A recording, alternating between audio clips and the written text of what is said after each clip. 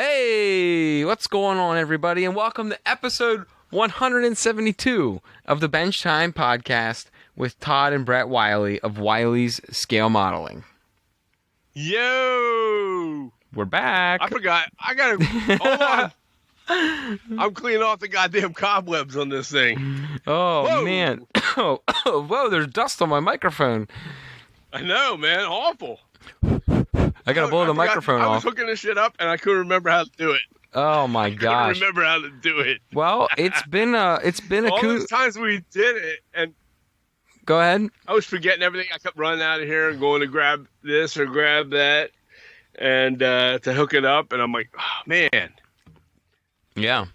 Well, it's been a 5 months. 5 months or so since we've done a podcast. About 4.5. Yeah. It's great. I love it. We were on last on April 8th. So, and I like this. It's kinda, we just hey, you know there who you go, knows, 172. who knows what's going to happen? Who knows? But anyways, so let's do a little bit of update since we kind of were Little? Yeah, we'll do a big update. Okay. So, I was kind of mowing the grass tonight. Thank God my lawnmower has headlights because I was mowing the grass in the dark. But while I was mowing, I was thinking like, man, there's a lot. Sounds. What? Nothing. While I was mowing, I was thinking, there's a lot of bad shit going on right now. And everyone's focused on a bunch of negative, bad stuff. And, Yep. you know what? Let's have a little fun. Let's give something that, you know, our fellow modelers can listen to and at least for a week or so and not, you know, get their mind off of, everything else is going on. Right. So we're going to just wing it like tonight. college football. Like college football's coming up. I cannot wait. Saturday. Yeah. So, yeah, but the real kickoff's next week. We'll get Nebraska and I want to watch Nebraska and Illinois on Saturday. Well, I mean, it'll be good, but the real big games start Labor Day weekend. Good. It won't be really good. No. But anyways, hey, you know what? It'll be football. We got some stuff to talk about tonight. We've had 5 months of building that we haven't really even gotten to talk about. And I'm in a hurry. I can talk football and building. I know. I'm just saying. And hockey. I'm just saying. We got a lot going on, and let's take our minds off of everything else that's going on right now and just talk some bench talk right now. Okay. All right. So, well, let's give a little update to everybody who has not gotten an update in a while. Yeah. The lower waterfront that I've been working on is coming along nicely. I got almost all the roads are done. Mm-hmm. I've been putting pictures up online, so if you guys are on the overtime page, you've probably seen them. Right. And I'm working on this military diorama, which I want to talk about tonight. Okay, cool. What have you been working on? And then we'll get we'll get deeper into it later. Well, on the layout, I was working the other harbor and the mill where Rush Rock Falls was. Oh yeah, by the way, your asphalt roads dried. Yeah. And they look like poop. Well, they're going to go. We're going to talk about that tonight. All right. We're going to talk about that tonight. That's another pet peeve. All right, go. All right, continue. AK asphalt. Shit, well, I've used it before. Yeah. But you got to put it on a base that's already smooth. Yeah. Like really smooth. It's going to go. All right. Anyways. All right. Go ahead. But anyhow, I'm not happy with it. And but that's not what I'm talking about with this. The actual I built coming out, there's two rivers on either side of that Rush Rock Falls. Yeah. Okay. Yeah. On the one side, behind the building, I don't know if that's behind or in front. I don't know what the hell side that is. It's one of the sides. It comes out and it has it has the one level of waterfall on it, or the I guess they call it the lock. It's like a channel lock. And after that, then it kind of the water slows down a little bit, and I have it dammed up there at the wall. And instead of making a waterfall going over the side of it, okay, which was what I was thinking about doing, which would look stupid going into a harbor, right? A river with a waterfall going into a harbor where there's boats and shit. Right. So I was like, nah, we're not doing that. So, because I thought about it, I made the stuff for the waterfall. You know, that's out of the silicone. The silicone. Yeah. I was caulking, and I made the waterfall stuff, and I kind of draped it. I made one wide enough for the river, and I draped it all the way down to the bay. Just held it in my hand, and just kind of held it there and looked at it while you were there. And it's looks stupid. It was like like the Picasso of, and when I mean Picasso, I mean it was abstract looking. You don't see a waterfall dumping a massive waterfall into a harbor. Yeah. Right. With semi smooth water. Okay. Not smooth, but there's some ripples in it, but not like that. Right. Right. So I said, what can we do? So, we got some half-inch copper pipe. Guess they were elbows. And I took 2 elbows and I cut them and painted them and stuck them inside that wall, the retaining wall, okay, that's above the bay. Down maybe half an inch below where the dam was, Yeah. And then made a waterfall. Oh, not waterfall. Made a pipe. Both have like side by side water draining down into the pipe. I put some photos up on that as well. I don't know if I put them on our group page. I will put them up on our Facebook page this weekend, just so you can see them, because I had some photos. And then on the other side, I made a river. It's coming down. It's not a river. It's like white water. It's like water coming out of what would that be like I don't know, like what is it? Is it like a tributary? No, it's duct. Coming out of that concrete piece. Like a drain pipe. Shoot. Yeah, it's a drain in a way. And it comes it'd be like what they put under roads. Yeah. To right, let the creek flow through it. That thing. Right, exactly. And it runs down over the rocks. Yeah, a river runs through it. Yeah, kind of. It's like it looks like fast moving water, and then it dumps into the lake and into the harbor. Jesus, Todd, spit it out. So it's looking pretty good. I don't know how's it drying down there. Are you down there? I am. I could take a walk over real quick. I did. Let me go look while you talk. I put one original coat on, and then I did a massive amount. It doesn't matter because I'm going to paint it with the whitewater, the woodland scenics. What do they call that shit? It's called whitewater highlight all the way down through that stream. It's going to look really sharp. You're going to need to put another coat on it. I am? Yeah, well, I mean, it looks like it's trickling. That's what I want it to look like. Well, I think you should put another coat on. I mean, it's pretty... It'll look good with a second coat. It's not thick enough? I put a thick amount on it. Yeah, but when it dries... I'm going to put the highlights on, the white highlight. When it dries, it thins out, though. Well, you'll see when you come down, yeah. See how it is. I hate having to put a third coat on, but whatever. So, anyways, I think it's going to look a lot better, It looks really good, And then I did that. Oh, okay, good. So I did that, so I had on the Rush Rock Falls, I did that road, and that turned out okay up there on the, with the blacktop, the asphalt from AK Interactive. Yeah. And then I took it down there along the harbor on that one part. It was a dirt road, and I just kind of applied it over top of that. Well, that was dumb. Is that where it looks all jacked up? The road looks like poop. Yeah, that's going to get scraped off. We're going to scrape that crap off, and I'm going to redo it. We're going to make that whole road concrete all the way up through there, and I'm going to redo that so it looks nice. So that's where we're at on that, but I had a lot of fun with that water part. The harbor part itself with the water coming out from the rivers is looking sharp. Did some restructuring of the landscape above that. I mean, towards the city. We're getting there. We did trees with your mom. We did a ton of trees. 87 of those. What are they? Super trees? What the hell are those things? Super trees. Super trees from Scenic Express. Scenic Express. Jeez, I've been out of it so long I forget what these companies' names are. So Yeah, we did those. They've been sitting in a box down there. We've had that box of super trees. We haven't done squat with it. So I brought her down and we gave her a job, and she did a hell of a job. Well, they're all done Nice. They're now. hanging. They're all done. We did every damn tree. We broke them. We can make some smaller ones out of the ones that she made. We'll have to, because to scale, some of those would be like big. They're giant really big. redwoods. But that's fine. They're done. We can break them apart, put them in where we want them. Yeah. And we have lots of them. So I'm happy with that. That part's done. So we got trees ready to rock and put in there. It's time to start landscaping, and that's kind of what we're doing now.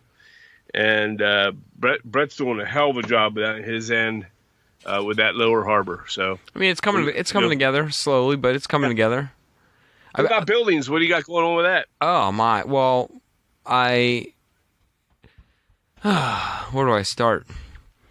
Well, I have the I've been doing a couple of Kid of the Months from Foscale models. Right.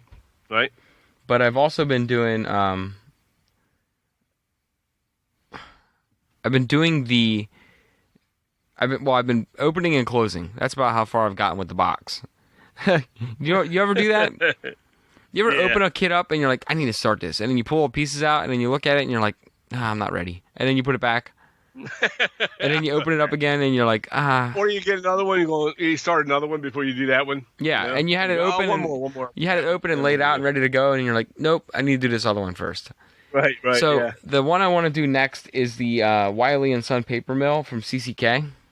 Yes. From Carolina Craftsman Kits. Cool. I'm gonna put that one. We're long overdue on that one. Yeah, well, and it's a behemoth, so I had to figure out where to put it. You know. Yeah. But I have a spot for it, and the one part of the kit is basically a background kit. Mm-hmm. But I have the matching lumber for the other side, so I'm gonna make it a full size kit basically.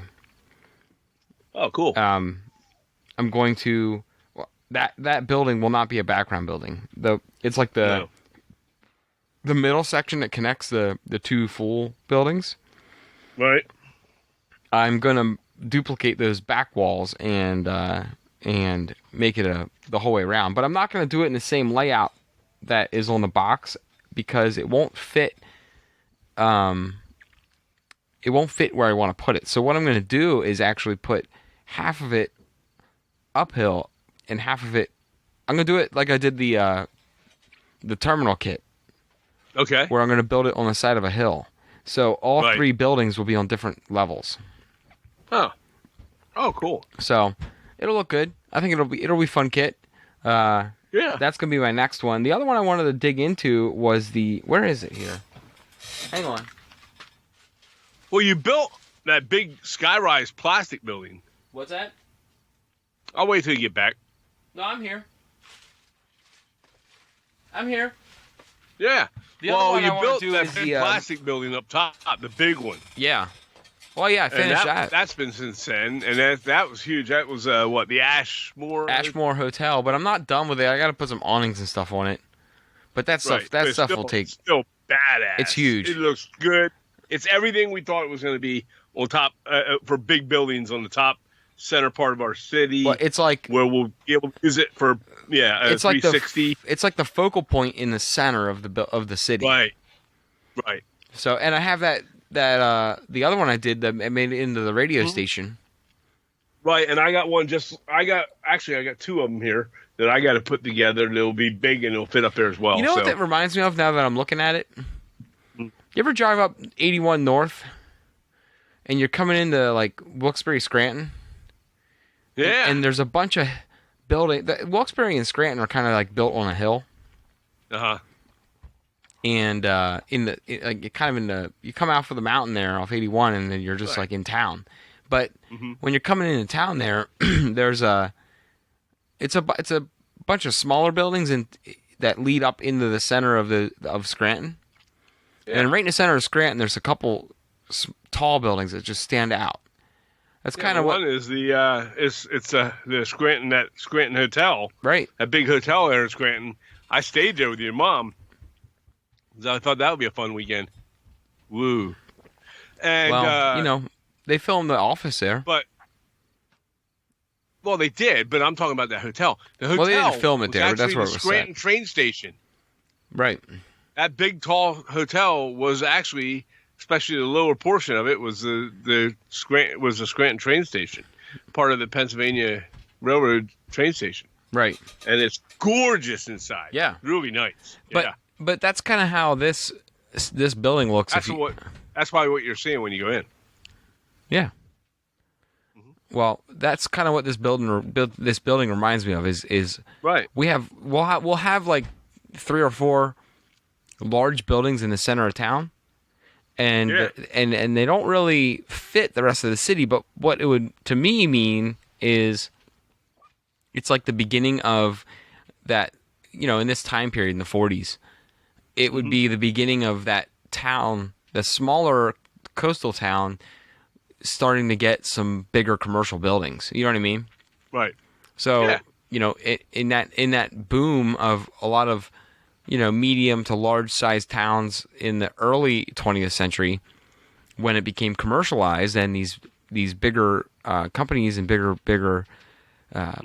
buildings started to be constructed, it kind of reminds me of that, where they don't really fit in, but when you look at, there's a couple other towns in Pennsylvania that are like that, where they're the outskirts of the city, of downtown, get small quick. Yeah. But the center part of town is just there's 4 or 5 larger. I see that in New buildings. York State too. Yeah, New York State was like that about a month ago. I'm not talking about city. I mean, like down in the state. Yeah, but like Ohio was like that. Right. The other month I went to Ohio last month. And we were in Cuyahoga Falls, but we drove through Akron. And Right. Akron's kind of like that. Akron was cool when we drove through because it's kind of like it's a small, like, Rust Belt town. Yeah. And then you drive through it, and boom, like out of nowhere, these monster buildings, and they have these cool signs. It's the Goodyear plant. Right. And there's these giant Goodyear signs on the side of the building. It was too cool. It was awesome to see it. Cool. But it's kind of like that, where, the Industrial Revolution from the World War kind of kicked in, and these big, big factories or these big commercial buildings started to become a part of town. Ah, okay. Anyways, that's it.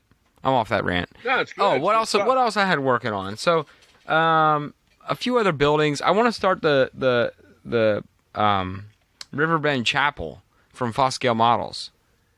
It's it's a church, but it comes with church. It has a cemetery too. Right. So I want to find a place that's like kind of.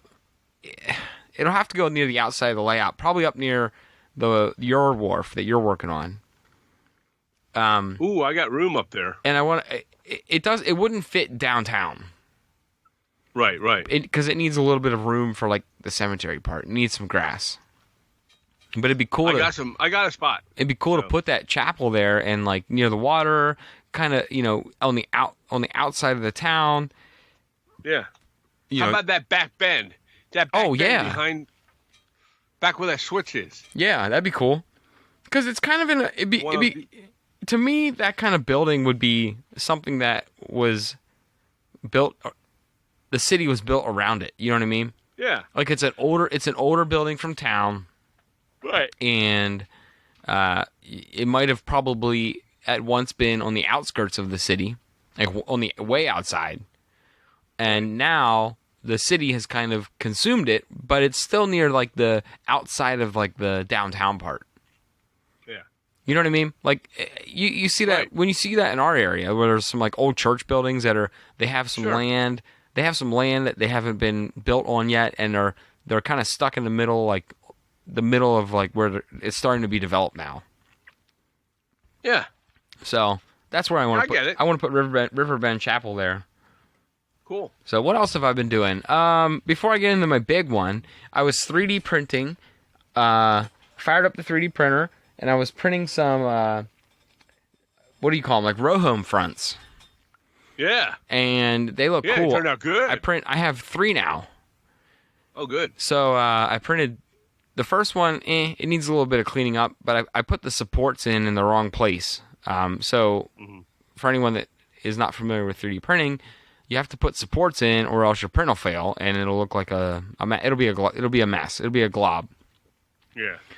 And the first one I printed, it turned out good, but where I put the supports made it a mess to clean up, and it kind of made the front a little messy. But I mean, nothing that a X-Acto knife and some sandpaper won't take care of. Right. The other two that I printed have now. I put the supports in different spots, and I cleaned the first one, and it looks fantastic. So I'm gonna put a row facing your wharf. Is where we decided of old row home style facing the waterfront. Right. Yeah, it's gonna look good there. It's kind of like when you go down to Annapolis. Yeah. And you see this old homes right down around the old waterfront. row home style, yeah. And there's like an old sidewalk in front of them, and they just butt up right against the waterfront. Yeah. Or any eastern seaboard small town, they got those Yeah, it'll look really nice. Yeah. So I'm gonna put them there, and I'm not gonna weather them very hard because I want that to be like the nicer row, like a nicer right. A nicer row home style. Right. So they'll be cleaner looking. There'll be people that have some respectable homes, and they take care of them because they're right on the waterfront. It's like a nicer section of town. Yeah. Ironically, though, they back up against the bars where the bars are all the bar district. Oh, is that right? Yeah, if you think about it, I guess they would. Yeah. Right behind them is Rankin's Steakhouse, and then the one Bar Mills kit that I did, that Irish Tavern. And then there's like 5 bars right behind these what are going to be nice row homes. So kind of in the swanky district where there's like some nightlife. They're gonna look good, man. Mm-hmm. I think so. Yeah, and we got that big old fat lady that we painted, that Olga, that was in front of the old Olga's. We moved Olga's, and that old lady's still stuck to the sidewalk, so she's just gonna be in front of the old row homes now. I think we can salvage her somehow. I'm going to keep her there. But, okay. She's a tenant there. Anyways, so the big thing that I've been working on is my military diorama. Right. So that's been a fun project, too, and you can chime in on that, too, about your, what you do with your... I've been done with mine. Oh, I know, but kind of the experience of working in a different scale. Oh, yeah. Is pretty awesome. You gotta love that part. Oh my god, it's amazing. So, it is truly a lot of fun to do that. It really is. Creating a pile of rubble in a larger scale is so easy because, you can't mess it up. No. It's So I'll tell you what I'm doing while we're talking. Go ahead. Because it's all right. So I bought a building. Okay. Water Street building, because I love the design of it. It's a plastic building. How about that? Plastic building. Since we've been working some plastic buildings because we need brick buildings on our layout, flat out. Everything's been wood, clapboard wood structure crap. No, it's not crap, but I mean, it's clapboard wood structures. And now we kind of need to just kind of get off of that and get on to, it's okay. I still got more of those to make, but we need to fill in some brick. I mean, the whole town can't be made of wood, flat out, right? So what I'm doing now is I'm building this Water Street building. Okay, I got it. There's 2 versions. This is the most goofy ass shit ever. Okay, so there's two buildings that are identical. There's the Walters Water Street building, which I bought. And the exact same building is also Argassi's bookshop. Okay, it's the exact same thing, made by the same company, the exact same model, and it has the exact same pieces, except they're in different colors, molded plastic colors, which is fine because I'm repainting it anyways, right? Yeah. So I love the design and the color scheme of the Argassi bookstore. It's almost like it's like a brownstone color on their pictures and everything of the boxes. I wanted to kind of go with something similar to that, and I varied it a little bit. But I bought the Water Street building because it's a corner type bank type building. It looks like a bank, and I bought it. It's actually Walther's. It says Walther's Model Train Shop on the signs that go on it, which I'm not going to be putting on there. That's not happening. That's the dumbest thing. But it's not a model train shop. It looks like a bank. Yeah. But it won't. I don't know what I'm going to make it yet at this point.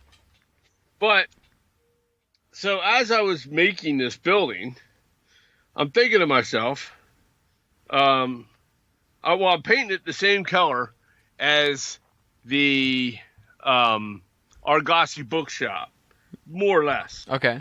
Because I saw that they had both of them in the store, and I held them up side by side. They're exactly alike.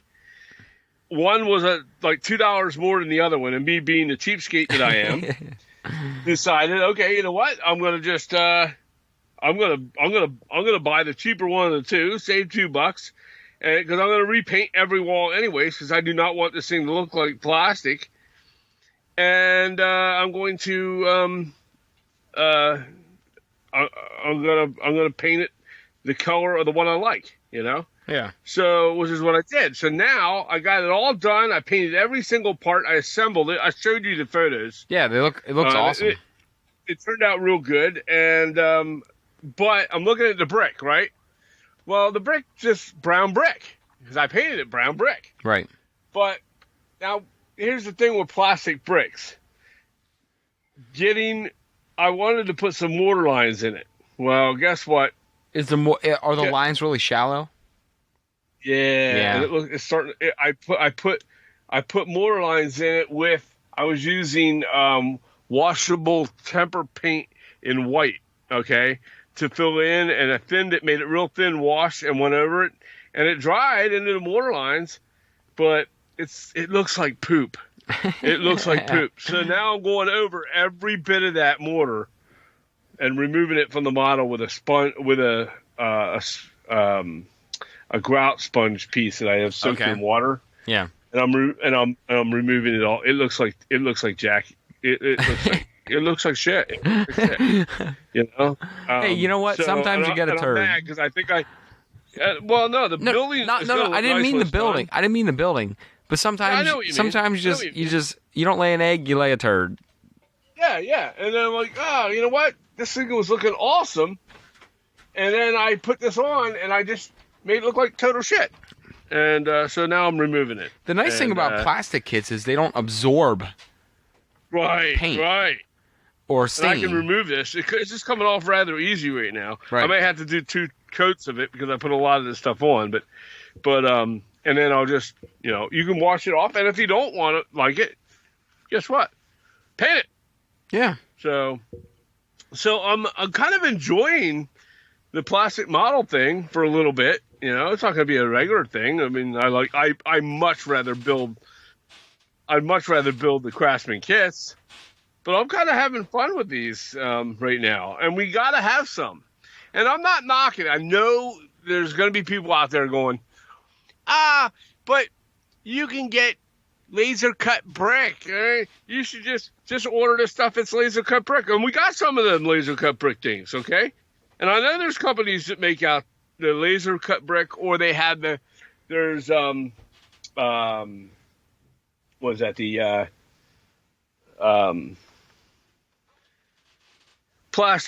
hydrocal brick. Right. Okay. And I've already got people going, hey, well, why don't you try, if you like that, why don't you try the Art Deco? And I have. Okay. I built them. So have you. And they turned out good. We have some on our layout. Okay. But, the thing is with the plastics, there's so many of them out there.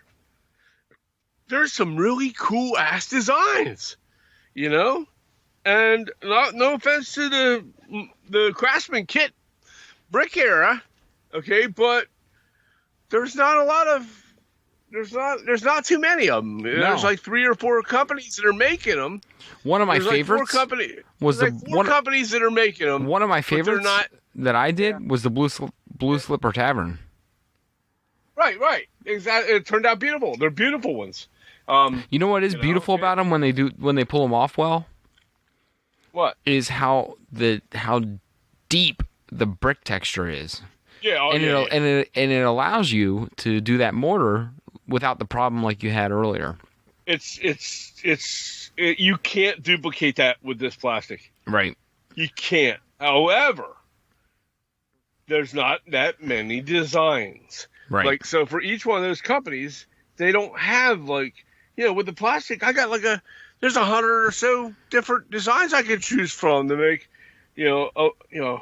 a masonry wall. Right. And I don't get that option with the Craftsman laser cut. Not yet. Maybe it'll grow. But right now, these companies only offer a very slim selection. Not all those designs fit what we're trying to do. Right. But I assure you, some of them are too modern. Right. And not only that, it's just some of them don't fit what we need. They might not be too modern, but they may be. I don't know. Just so for now, I'm happy with just leaving it the brick, and I think what I'm going to do is I'm going to dust it, and because it's brown brick, and if you put white mortar on it, it looks like butt. So we're just going to change it, and I'm taking the mortar off, and I'm just I'll use some chalks on it and weather it up like that with some chalks, some darker chalks. Just give it some different shades and depth. But right now, I don't want to leave this mortar on. I want to take it off because, like I said, I don't want to ruin it. It's a damn cool design, and I don't want a jackass looking building with all the good. That's the thing. I don't want to make our good Craftsman kit buildings look like a dirty dick because I put this mortar on plastic and it doesn't work. Right. So I can't put them together. It's got to look nice. I don't want it to detract from the other work we've done. So it's a fine line. Yeah. It's pretty interesting. I'm enjoying doing them, and so I can't wait to get this one done. It's all but painted. All I gotta do is build it. And then I got another one. I got one of those Merchants Row 5. It also has a corner building on it, but together with this one, it's going to take up a nice block with a corner building on each end. Did they make? I don't know. There's 5 for sure. I mean, this is Merchants Row 5. I don't know how many they make. There's at least 5. Plastic stuff. Right. Let me look it up.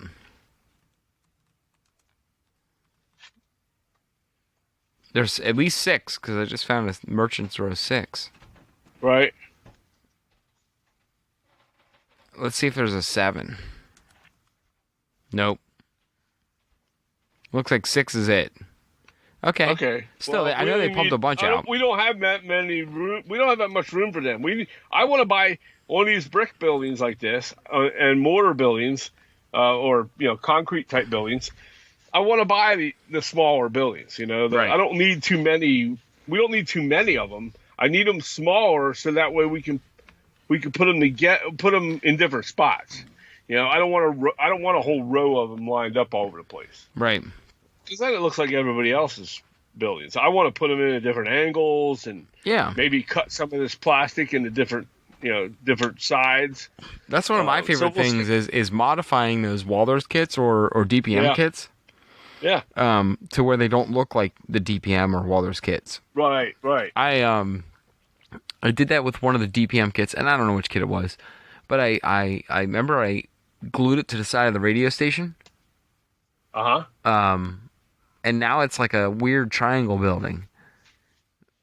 And it doesn't look like anything that you could buy at all. No. So that's like one of my favorite things to do with those types of kits. Right. But so I mean it's all good. Yeah. It's I'm having fun with it, and it's something new. So let me tell you how I painted them. Remember because you're going to soon get into talking about the military modeling, right? Okay, but I did the military model with the tank and the diorama from Foxcale Models, and I loved it. I so much loved it. I may do the third one. You're doing the second one. I may eventually get the third one and do that one. However, or do another military model of some kind. But I think we're going to do the complete set of them between the two of us. Anyhow, when I did it, I talked on the show back when I was doing that. I used the Tamiya Paint, okay? Mm-hmm. And I bought a whole mess of different Tamiya Paint. I gave you some to use for yours you're working with. But I went out and got some more. Yeah. Other colors, like browns and grays and things like that. You could use earth tones and greens that are not necessarily military green. Like this one here is olive green. It's not drab all over. It's not flat. They're all flat. But I bought all flat paints. I bought a medium blue, which is kind of like a colonial blue, and a bunch of other colors that I can use on my plastic models because, when you use the other paints, I tried using acrylic craft paint on these models. And I put the primer on. I put primer on, and then I tried to paint with acrylic craft paint. And I'm putting layer after layer after layer on, and it doesn't look smooth. Mm-mm. It's not dry and smooth. Right. It's it leaves brush marks, and then you got to do another coat and another coat until you don't have any brush marks. And each time you do that, it makes you're it look taking thick away, and chunky. Right. And I'm taking away mortar lines and everything else. So what I did instead was I used this. I decided I was going to use this. I took all that paint off of the wall the first time, and on one wall. I tried it on one wall first, just to see what the craft paint would do. You got to experiment a little bit. This is my first foray into the plastic world since I used to do them way back in the day before you were born, and I used the railroad colors before. Yeah. Those they're now like but they were collector's lacquer items. based, right?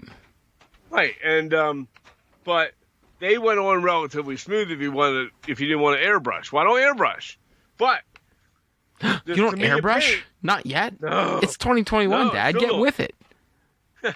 But I started using these Tamiya paints, and they go on smooth. There's no brush marks. They smell like. They smell horrible. Smell like... They got a weird smell to them. You notice that? The Tamiya paints...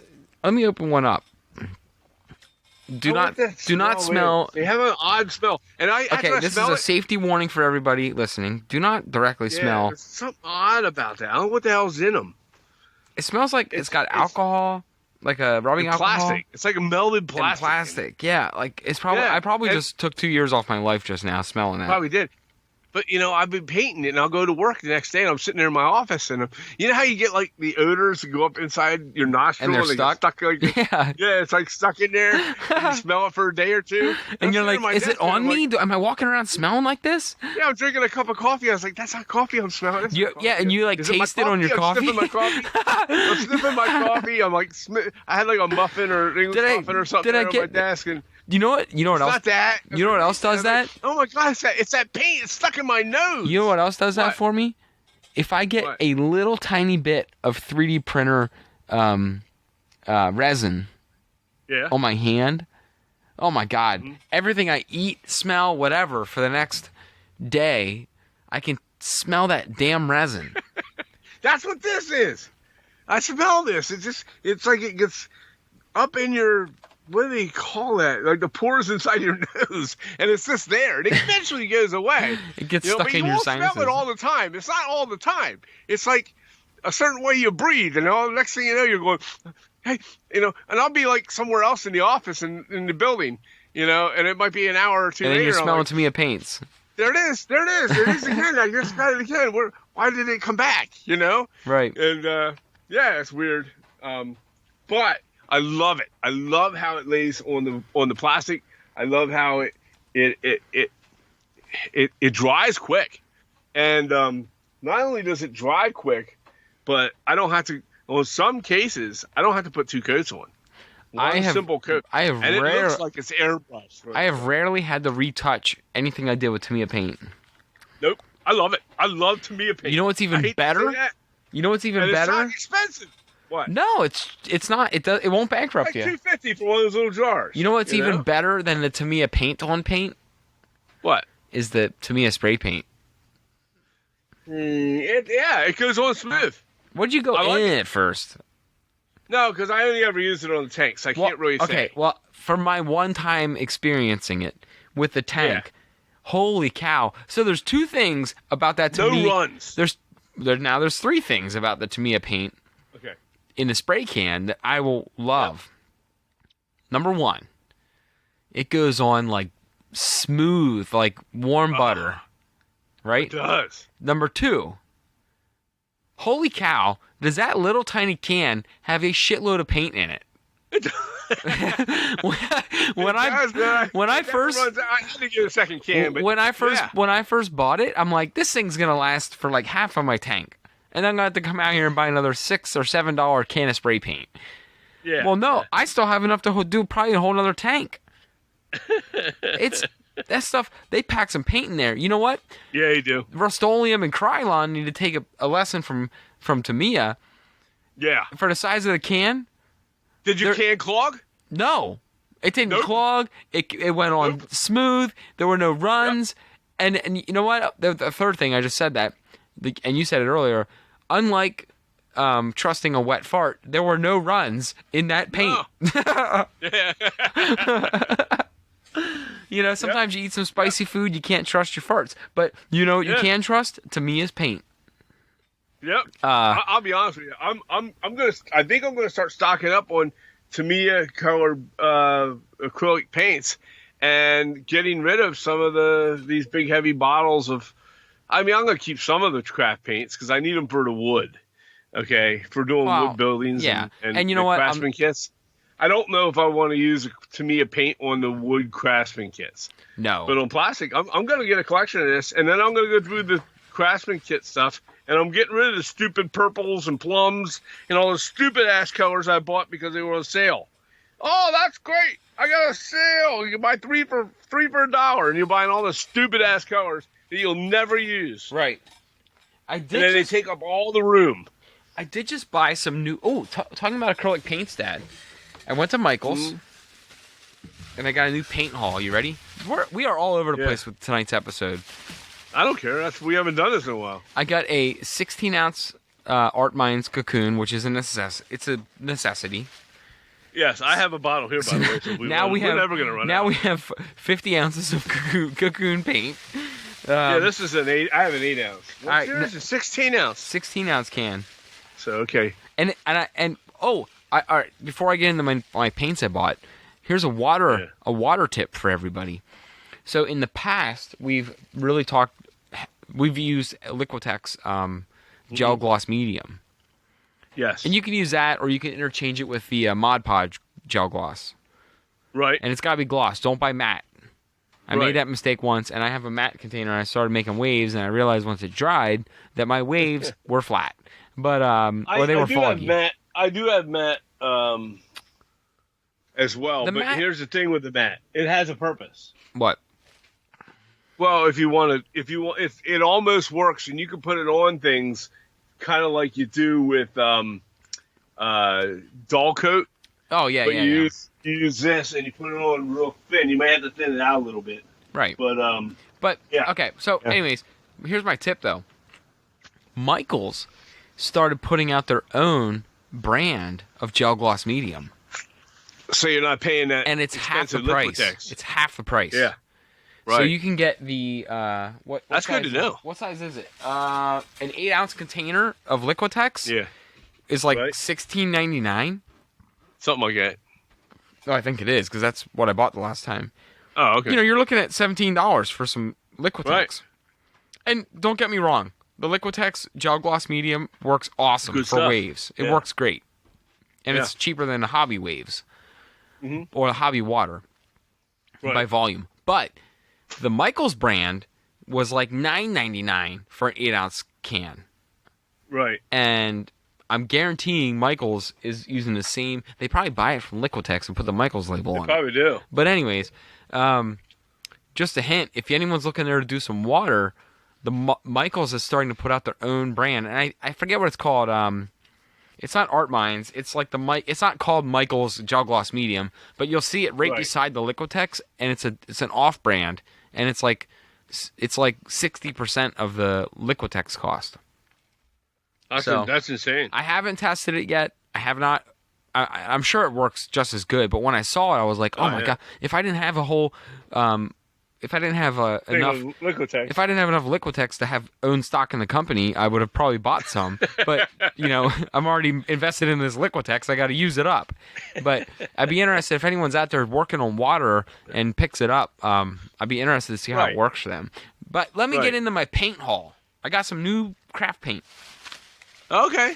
This one's not very exciting. I just got some Craft Smart white. If you're gonna buy black or white, you just got to go with the Craft Smart brand. It's the cheapest. Yeah, that's what I use. The white. It's white Craft paint. Smart. Don't get the $1.80 version. Yeah. Just go get the 79-cent version for Craft Smart. It's white paint. Well, I buy my white in the 8-ounce. The big. I do buy the big 8-ounce. ones too, but it is nice to have. Yeah. So I have above me. I have the big Nicole brand, the Nicole's in black and white.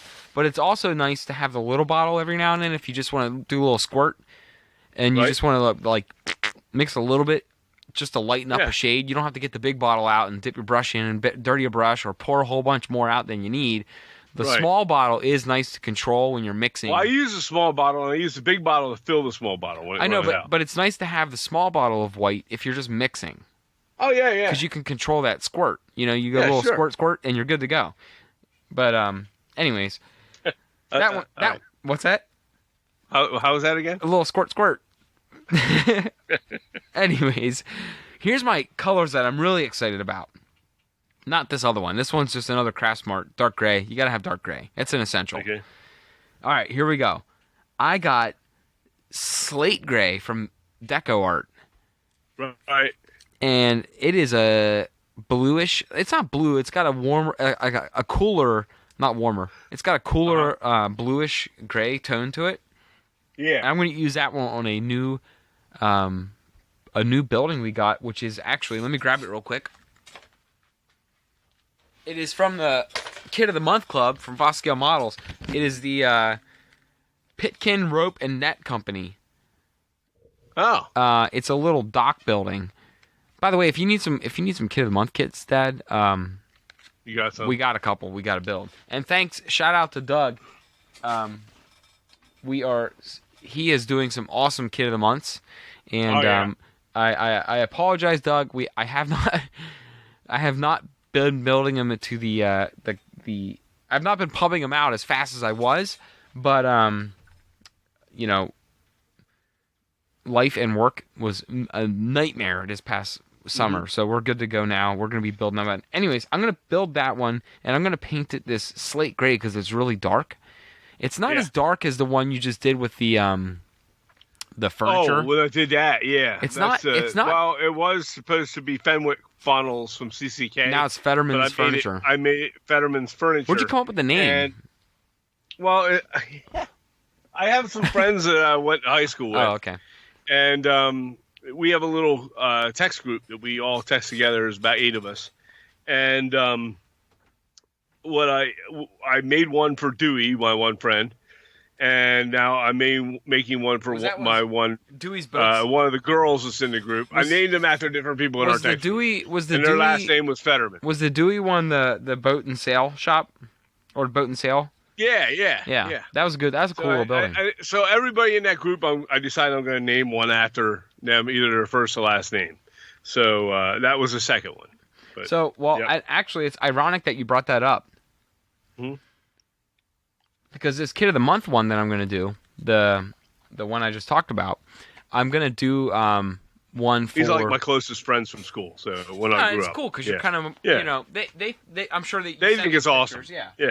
But the newest one that I just got from the Kid of the Month Club, and if you guys are interested in getting that, you can head on over to FoscaleModels.com and sign up for the Kid of the Month Club. It is a... we're not paid by Doug to say this, but you seriously do get some really kick-ass buildings from that. So like, every month the buildings that come out are just awesome, and we still we have another diner to build from him yet. Yeah, Our city's gonna have like 6 diners. Dude, I got a lot. I still have Atlas Gorge sitting up here. I know. Anyways, all right. And let me and try some other stuff. I got other kits sitting up here. So. I'm gonna try to rein this back in. Yeah, I'm gonna bring this back in. The kit that I was doing, I'm actually gonna name that one after. It's funny that you brought up that you kind of talk about your friends. You talked about your friends and you put their names on it. We have one for Chuck's Meats. Remember, we did one for your dad. Yeah, but we never really did anything for Pap Knots. No. So I'm gonna make this one because it's a seaside kind of structure. It's a dock. I'm gonna turn it into a knots fishing kind of thing. I don't really know what kind of business it's gonna be, but it's gonna be. My grandfather's name was he passed away in 2007. Was it 17 or 18? 17. 17. Don Knotts. So my grandfather was Don Knotts, not the guy that played Mr. Limpet on the show, but same name, spelled exactly the same. And he was a big fish. He loved fishing. Mm-hmm. So I'm gonna turn this into a little fishing dock for him, and just kind of we've done it with my daughters, we've done it with Mom, we did it with Pap, and I'm gonna do this one for Pap Knots.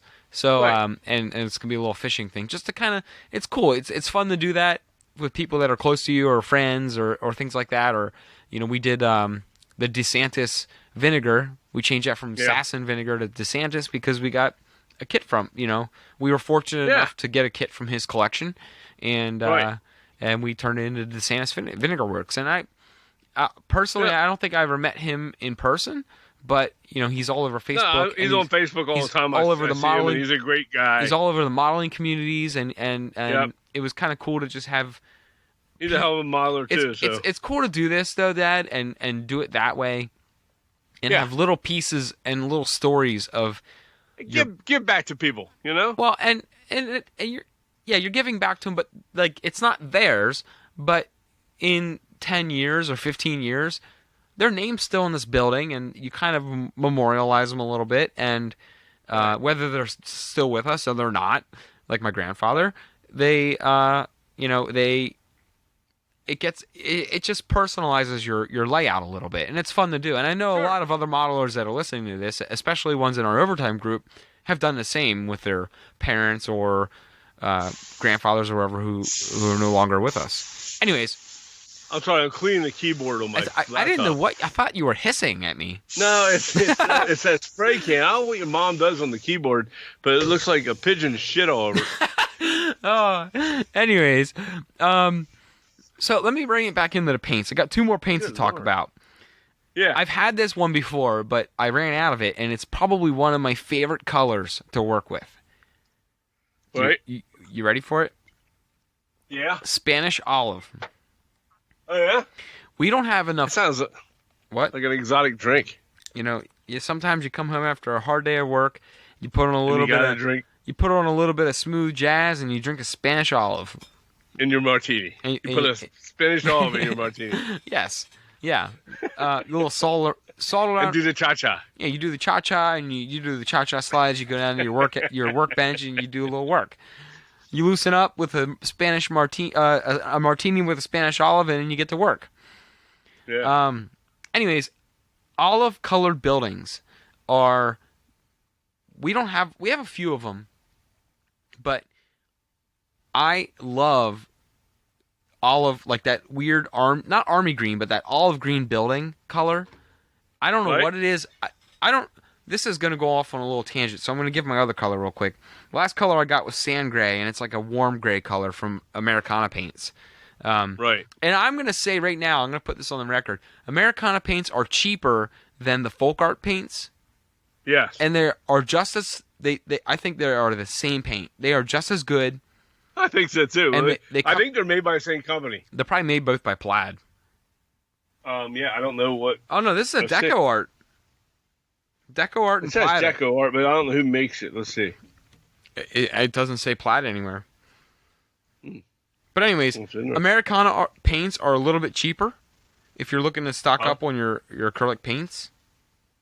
And I think they're just as thick and they put down just as good of coverage as folk art paint.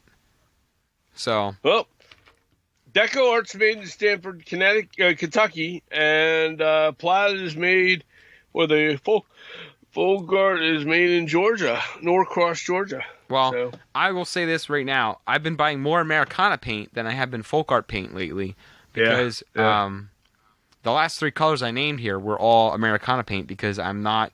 I just think, it's only 20 cents cheaper, but I think if you're buying a handful of them, you save $1 or $2 on paint. And it's a bottle. And it comes out just as thick. It has just as good a coverage. Sometimes Craft Smart's a little thin. Yeah. Like Apple Barrel and Craft Smart are a little thinner. But I think Apple Barrel's a little thicker than Craft Smart. Craft Smart's good for mixing. Yeah. But anyways, Americana, love the paint. But let me get back on this olive rant. I don't know about you. Is there a type of building is there a color of building that you look at when either you're doing it or I'm doing it or other people are painting it, where every time someone does it in that color, you're just like, man, I am obsessed. If I could do my whole city in one color, I would do it in that color, but it would look really weird. Grays and whites. Really? To me, it's grays. I love grays and white buildings. They're clean. I don't know why. They're clean. I guess that's it. I love olive buildings.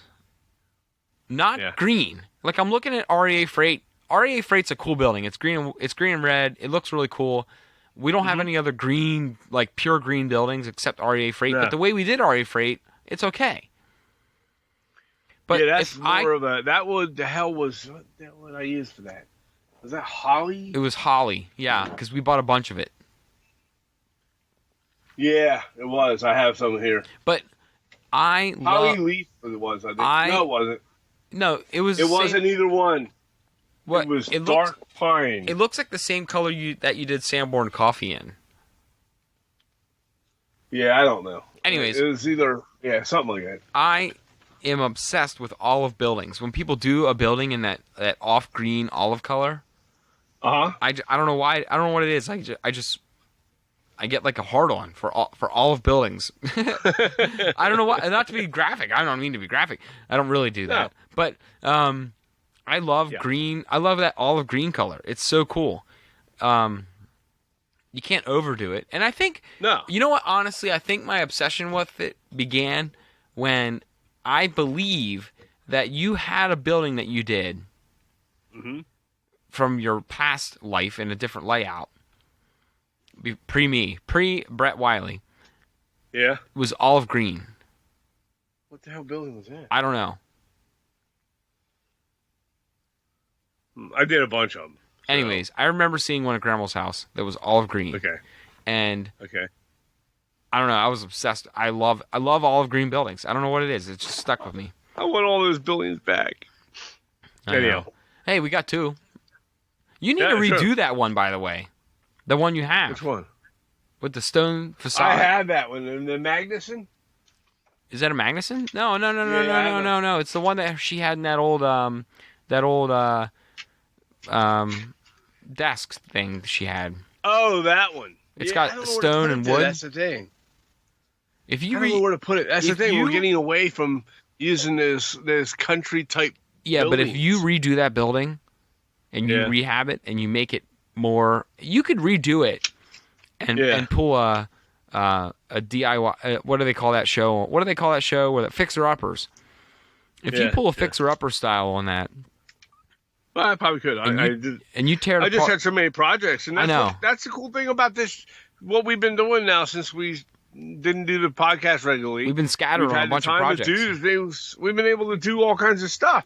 I built that freaking giant mill, and I put it on there just the other week, and we found a nice place for that that Fetterman's furniture. And I had a lot of fun with that. The way the Fetterman's one fits on the layout with that road coming down now. Yeah. I'll give everyone a little bit of a preview. So we moved some buildings around. Surprise! We moved some stuff around. If you're a longtime listener, you'll know that we're not where we move a lot of things around. But I Right. think Fetterman's fits extremely well on that because Fetterman's furniture, which is the old Fenwick funnels, Yeah. has what would you call that part of the building that goes? It has like a walkway. Yeah. It has a walkway, a breezeway over top into the other main building. And in the city, we had a skywalk. A skywall, yeah. We had a road that came down and cut through the industrial area. Well, what we did was we moved some buildings around and we put the skywalk over top of that road that came down. So now the building has a road that cuts right through the center of it. Right. And it's an important road because it brings it back down in the front of the layout. So that'll be a cool thing to put some vehicles and details through. Right. Sure. But yeah, so we got that going on. I'm gonna move on from my olive paint obsession, and I want to talk about the last thing I really want to talk about tonight is my military model. Yeah, you do it. Because I haven't talked about that. I don't think I think I bought that after the last episode. Right.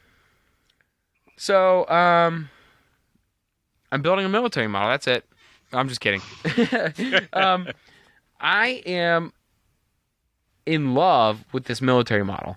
So basically what I did was I bought it from the Diorama Blitz collection, which is on Foscale Models, or I think it's on dioramablitz.com too, if you want to check out what he has. Right. I think, you can find it on his regular website. It's on both. Mm-hmm. What's the name of the one I got? I don't even have the paper in front of me right now. But I got the... I can look it up as we're talking. I've been building it, and basically it's a bombed-out building. I'm going to the website, so I'm trying to do both. Okay. Diorama Blitz. Anyways, so I'm doing it as the kind of what I did was I watched Fury and Saving Private Ryan, and I took some screenshots of those movies. I bought I found it. It's the Kino 1/35th scale diorama kit. Oh no, that's the one you did. I did the... You did Kino. I did the Hoogstraat. I think that's how you pronounce it. Yeah, Hoogstraat, yeah. Hoogstraat 1/35th scale diorama blitz kit. And basically when you're watching those movies, you see the bombed out cities, and right. You'll see how they went through town and bulldozed the debris away from they bomb a city out, whoever bombed a city out. They bulldoze the streets clean so that way that they can bring their armored tanks through, or jeeps or personnel carriers, whatever they need to get through the city. And that's kind of what you did too. But what I'm doing is I'm going to do a scene where the infantrymen or the what did I buy? U.S. paratroopers. I bought a paratrooper set of figures. Yep. And the paratroopers are the people who have been dropped behind the line during D-Day or any of those major campaigns, and would be waiting for the guys that were on the beach and the armored divisions to come through to kind of give them support after those big invasions. Yeah. So going through these cities, clearing these cities that are bombed out, they would be going basically block to block, using these tanks as coverage. Yeah. So I am going to be painting. I have one tank guy. I'm going to sit in the top where the 50 cal is, on the top of the tank where the gun is, and then the rest are just going to be guys that are using the tank as coverage between the bombed out building and the whatever's going on off the diorama, the other part of the scene. So they'll be looking around ahead of them, using the tank as coverage and the debris pile that I made as coverage for like they're clearing out a couple blocks on the city. Yeah. And when you watch those old war movies, not old, they're not It that looks old. cool. They're not that old, but when you watch like Saving Private Ryan or you watch Fury, there's guys that use those tanks as coverage when they're on foot. Oh yeah. So Sure. that's kind of what I'm doing. The way I made my debris pile was kind of cool. I used paper towels, and I think I told you about this basically. You did. Yeah. The way that I did it was I took some paper towels, balled them up, and I used a pipette with white glue and water mix. Yeah. And piled up basically like paper mache my debris piles, but just paper that's towels. Smart. So you don't have to use as much. I didn't have to use as much material to make debris. Yeah, exactly. And I didn't waste a bunch of extra debris that you wouldn't see on the bottom of the pile because it's piled up. Right. And because what I was thinking was, all right, we have a lot of you and I bought a lot of stuff to make the dioramas, right? But it's not unlimited supply, and I don't want to spend $50 to make a debris pile. So I was like, how am I going to pile it up and make it look convincing and lumpy, right, without wasting a lot of material? So I put down brilliant. It was a great idea. I wish I'd have done it. I wadded up a bunch of paper towel. I used my white glue mix, and I just kept forming it until until it looked like a random lump. Right. And then before it dried, actually, Dan Banks gave me the tip to take some bricks and other items that I want, like press them in. Yeah, and I press them in before it dried. That way, that's a great idea. I didn't think about it until you just said about that. Well, I didn't think about it until Dan told me the one night to do it. And once I did it, I was like, man, this is cool. So I took like some crates. Yeah. I took crates and some scrap wood and some bricks, and I pressed them into the then wet paper mache paper towel mix that I made. Right. And then once it was dried, I kind of had a footprint then to start piling my debris on. And I think that's great. It turned out awesome. I was happy I got that. It looks neat. And I put bricks in there. There's bottles, there's buckets, there's crates, everything in there. And then the stairs that go up to the side of the diorama, I put because it wouldn't make sense if the bombed out building, and the stairwell remained, but there wasn't debris on it. So right. I've been stacking like bricks and other debris on the stairs as well, because it is a flat surface, and there would be, through the bombing, there'd be debris that would just lay on the stairs because it's a flat surface. So sure. I did that. And the other thing I did, which it wasn't in the instructions, and I didn't really see anyone doing this, but to me it didn't make sense that if I have a bombed out building, which even though it's a brick, there's still wood in the building. Right, sure. Like if you had a bombed out building, when you I don't know, I've never been in a building that got bombed, obviously, but me neither. But there'd be fire. Or lived to tell about it. There'd be fire. Yeah. There would be some burning. So what I did was the floor, like the rafters that I put into the preformed wall, right? Rather than just having them look broken, I took a lighter to them and I burnt a few of them on the ends. I charred them. Yeah. Because I saw that. They look good. Where there's a bomb hole, there'd probably be some fire. Right. Like, probably. I don't know. I'm just guessing that a bomb might create some fire. So I made some old burnt out lumber that was either fallen into the debris pile or that's still stuck in the side of the wall. And it looks pretty. I think it looks awesome. So yeah, it turned out great. Yeah, the only other thing I want to do yet on that with the debris is find a way to make a bunch of little glass shards. I was thinking about how to do that too when I was building mine. Without using glass, you know what I mean? Yeah. The only thing I could think of was take a piece of acetate. And put it in my food processor. And not do it. Just chop it up with a knife. You don't need that much. I know, but if you put a couple big pieces of acetate in your food processor, and you just like quickly real quick, and see how many like shards it made, and then just dump them out. see what you got. Oh, you're talking about broken glass. Yeah, glass, not like bottle glass. No, I'm talking about like my the building. Green bottle glass you could do with a clear piece of transparent green type of plastic sheeting of some type. I'm talking and about cut it like up real fine with the side of your X-Acto knife and the tiny little shards. No, stick them in there. I'm talking about like my building has 4 or 5 windows in it. Yeah. Okay, I knew what you mean. And yeah, not a lot. I don't want a lot of glass, but where just the like some shards. Yeah, where a big shards. Where a bomb would have went off or a bomb was dropped, you'd have glass broken. It's not all going to be tiny little itty bitty pieces. Right. Well, and you'd have some big chunks. It was World War II. They didn't have like tempered glass that broke in the tiny pieces like your windshield does. Yeah, and they don't cut you.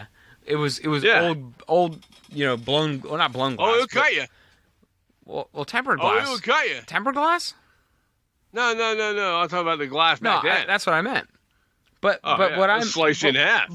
So I'm looking at this layout and the Diorama Blitz models are awesome because mine came. I don't know about yours, but mine came with the acetate for the windows. Cuts in it. But it was cut, so it looked like it was already broken. Laser cut. Yep. Yeah, but when I got to working on it, I thought, well, if it's broken and there's broken panes of glass, there'd be glass on the sidewalk from where it broke.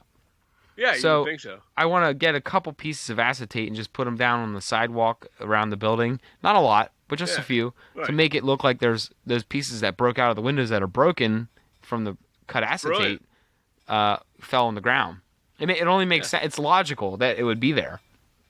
Yeah. So, anyways, that's my next experiment I'm going to try.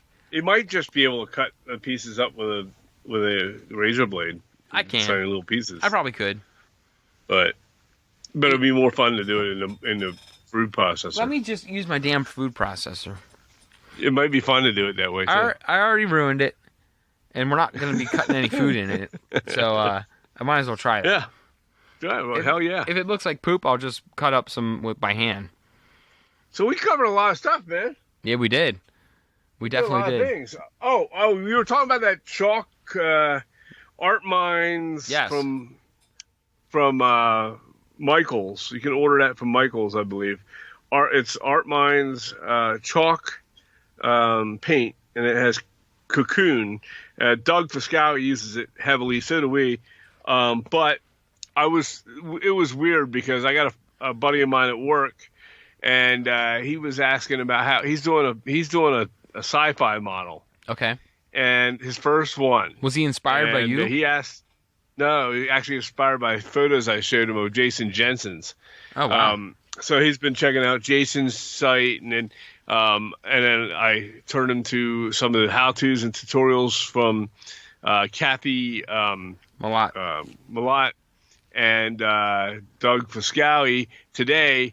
And after I showed him the concrete one, Doug Fiscali has one on how to make on his website. I guess it's Boss Scale Models on YouTube, his YouTube channel, and he does a seawall out of concrete. Oh yeah. And I was showing him Is that the one with the rebar?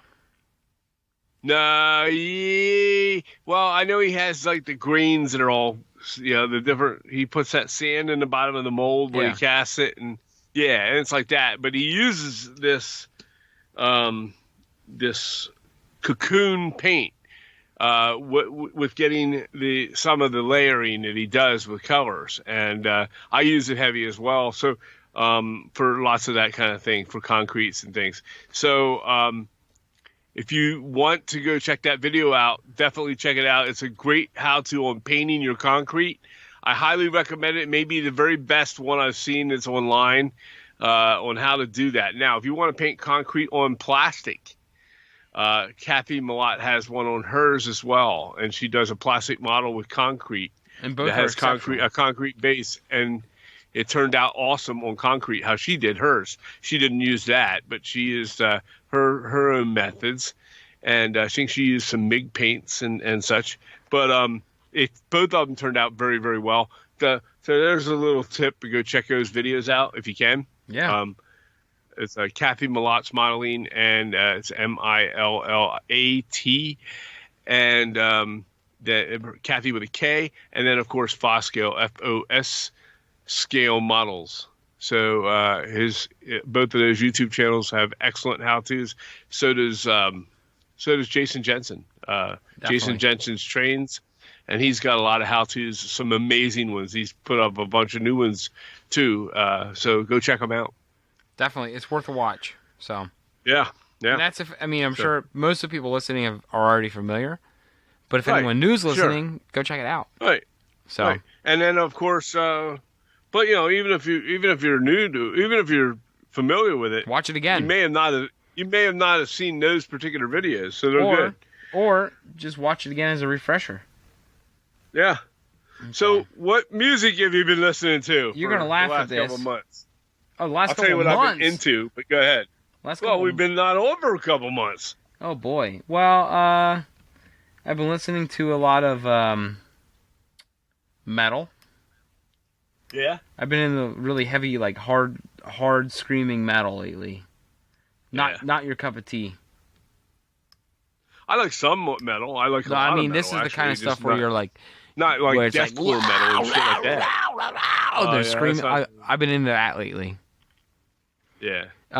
Other than that, a weird little fun one I've been listening to tonight and actually last night while I was mowing my grass was Weird Al.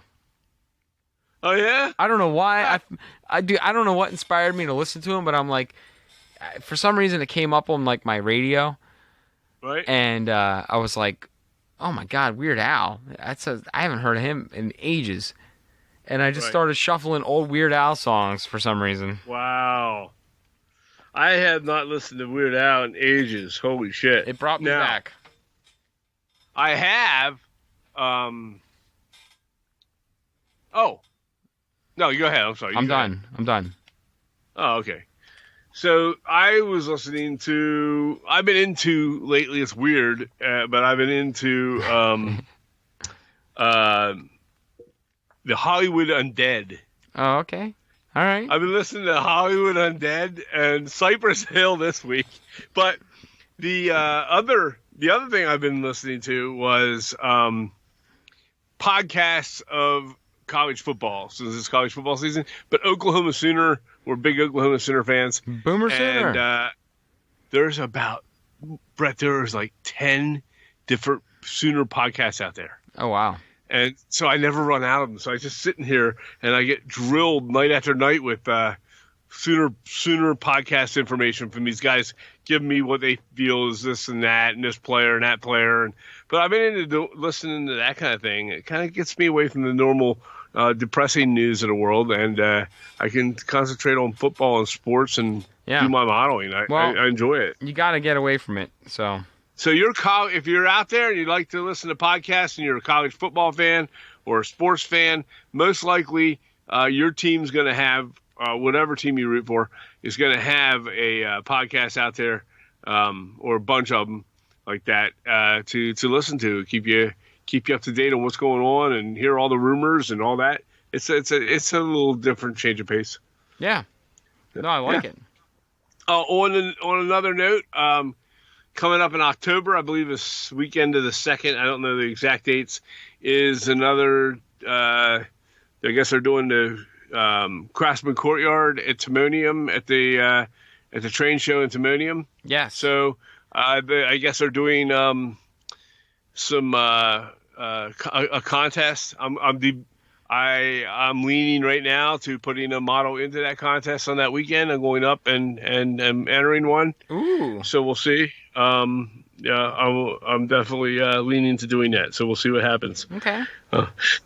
Something special and unique that I have not ever modeled before. I've been getting the different materials to put this together, and I'm excited. So we'll see what happens. I have one more. Yeah. I have one other announcement, and then we're going to log off for the night. What's that? The kits that we did, the Good Times Tavern, Wiley's Good Times Tavern. Mm-hmm. My dad and I have completed them. Obviously, they were done a little bit ago. Yes. My dad brought his over the other night, and in the near future, we will be putting them up on eBay to auction off for the Dare Model Railroading Club. for right. Dave In Stanton. Pittsburgh. Yep. Yeah, and Dave Stanton was a guest on our show a while ago. Right. And we will still Well, be. we have not forgotten about you. We did not forget about it. We will be modeling them. Oh, not modeling them off. We will be auctioning them off. 100% will go to that. And we will not make a dime. So whatever they sell for, we will be giving to that Model Railroad Club. Right. So I can't tell you a date that they'll go live, but they will go live very soon on my eBay account, and I'll post about it. I'll share it and everything. Right. But all the proceeds will go to a great model railroading club that helps kids, and Dave's got an awesome thing going on for that. So we will be putting that up and posting that here. Look for that here in the next week or so. I will definitely be getting on the ball with that one. So sounds good. I'm excited actually to do that because it'll be cool to like see what I just think it's cool because it benefits kids getting into something, whatever it is. Right. I don't care if kids get into the competitive harmonica. I don't care. Just seeing kids getting busy. Keep busy, keep active. Seeing kids stay busy and out of trouble is always awesome. So yes. We will be putting that up for auction here in the very near future. So keep an eye out for that. Yep. But all right, well I think we are good. Me too. It's an hour and 20 minutes or something like that tonight. Yeah. So hey, thanks for tuning in, everybody. I had a good time. It was fun. Till the next time, keep on modeling, you fine scale freaks. Later.